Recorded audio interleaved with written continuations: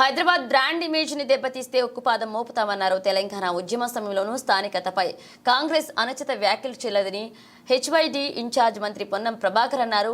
శనివారం గాంధీభవన్లో మంత్రి మాట్లాడారు. ఆంధ్ర తెలంగాణ అంటూ ప్రజల మధ్య చిచ్చు పెట్టొద్దన్నారు. హైదరాబాద్ బ్రాండ్ ఇమేజ్ ని దెబ్బతీస్తే ఉక్కుపాదం మోపుతామన్నారు. బీజేపీ సహాయంతో ప్రజాప్రభుత్వాన్ని కూల్చేయాలని బీఆర్ఎస్ పన్నాగం పన్నుతోందంటూ కూడా మంత్రి పొన్నం ప్రభాకర్ మండిపడ్డారు. తెలంగాణ బిడ్డను అంటూ ఉన్నాడు. మేము అధికారంలో ఉన్నామనే మాట కానీ లేకపోతే ఇంకో అంశం కాదు. మేము కూడా తెలంగాణ ఉద్యమ సందర్భంగా తెలంగాణ ఉద్యమము, తెలంగాణ ఏర్పాటు ప్రజల ఆకాంక్ష, తాత ముత్తాతల నాటి కోరిక, దానికోసం పోరాడుతూ కూడా ఎన్నడూ కూడా హైదరాబాదులో ఉండేటువంటి వాళ్ళకు సంబంధించినటువంటి విషయం లోపల ఎప్పుడు కూడా విపరీత వ్యాఖ్యలు చేయలేము మేము కానీ మా పార్టీ నాయకత్వం కానీ. చంద్రశేఖరరావు గారే చేసినారు. మాది బిర్యానీ, మీది పెండగూడెం, లేకపోతే మీకు రాక్షసులు, రావణ, లంక అనేక సందర్భాల్లో మాట్లాడినటువంటి అన్ని జ్ఞాపకం చేస్తూ ఉన్నాం ఇవాళ కేటీఆర్ గారికి.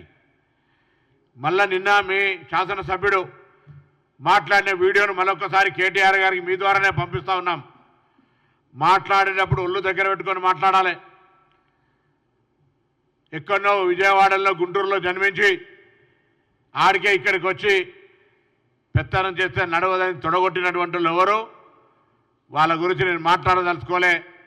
కానీ అవన్నీ తెలియకుండా ఎలా నిన్న మీ గాంధీ, మీ పార్టీ శాసనసభ్యుడే ఏం చెప్తా ఉన్నాడు?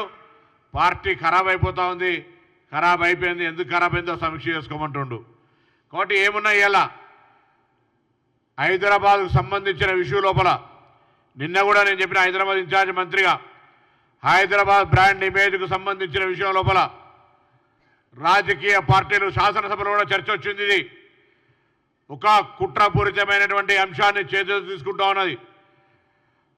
మళ్ళీ తెలంగాణేతరుల పేరు మీద రాజకీయం చేయాలనో లేదా హైదరాబాద్కు సంబంధించిన విషయం లోపల అస్థిరపరచడానికో శాంతి భద్రతల విషయాన్ని భంగం కలిగించే విధంగా ప్రతిపక్షాలు కుట్ర చేస్తూ ఉన్నాయని అన్నాడు. శాసనసభ వేదిక కూడా చెప్పినాం.